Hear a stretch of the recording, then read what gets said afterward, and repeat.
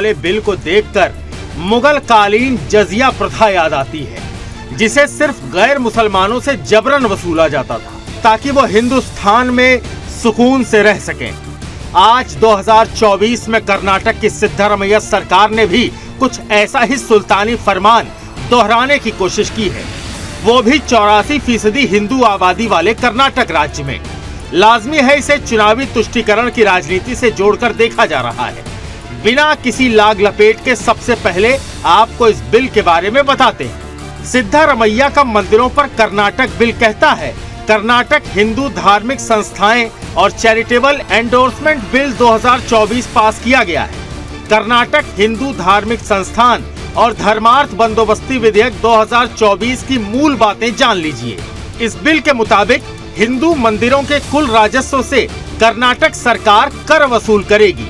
मंदिरों के 1 करोड़ के राजस्व पर 10 लाख का कर कर्नाटक सरकार लेगी। 10 लाख से ज्यादा के राजस्व पर मंदिरों से 5% कर वसूला जाएगा। हिंदू मंदिरों के ट्रस्टी मुसलमान और दूसरे धर्म के भी हो सकेंगे। मंदिरों से वसूले गए कर का इस्तेमाल दूसरे धार्मिक स्थलों पर भी हो सकेगा। सीधी भाषा में समझे तो कर्नाटक सरकार हिंदू भक्तों के चढ़ावे का राजस्व दूसरे धर्म के जरूरतमंद मस्जिदों और चर्चों पर खर्च करेगी और मंदिरों की व्यवस्थापकों की कमेटी या मैनेजमेंट में दूसरे धर्म के लोगों को सेट करेगी। इसकी क्या जरूरत थी? इस बिल के पीछे की मंशा क्या है? सवाल इसीलिए उठ रहे हैं।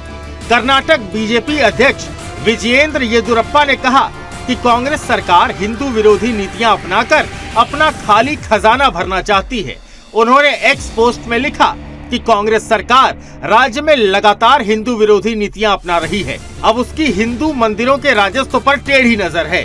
सरकार ने अपने खाली खजाने को भरने के लिए हिंदू धार्मिक संस्थान और धर्मार्थ बंदोबस्ती विधेयक पारित किया है। सरकार हिंदू मंदिरों से धन जुटाकर अपने दूसरे उद्देश्य पूरा करेगी। भक्तों द्वारा भगवान को चढ़ाए गए धन का इस्तेमाल मंदिर और भक्तों की सुविधा के लिए होना चाहिए। अगर इसे किसी अन्य उद्देश्य के लिए आवंटित किया जाता है तो ये लोगों के साथ हिंसा और धोखाधड़ी होगी। येदियुरप्पा ने आश्चर्य जताया कि कर्नाटक सरकार केवल हिंदू मंदिरों को ही क्यों निशाना बना रही है, अन्य धर्मों को क्यों नहीं। वक्फ प्रॉपर्टी की फेंसिंग के लिए 31.8 करोड़ का बजट एलोकेट करने वाली ये वही सिद्धारमैया सरकार है जो कई मौकों पर अपनी हिंदू विरोधी सोच को अपने प्रयासों से जाहिर करती रही है। इस बार भी सिद्धारमैया ने अपनी तासीर और तुष्टीकरण वाली राजनीतिक इतिहास के हिसाब से ही काम किया है। इसीलिए सवाल पूछे जा रहे हैं कि क्या ये व्यवस्था वो दूसरे धार्मिक स्थलों पर लागू कर सकते हैं। Bureau report, Sudarshan news.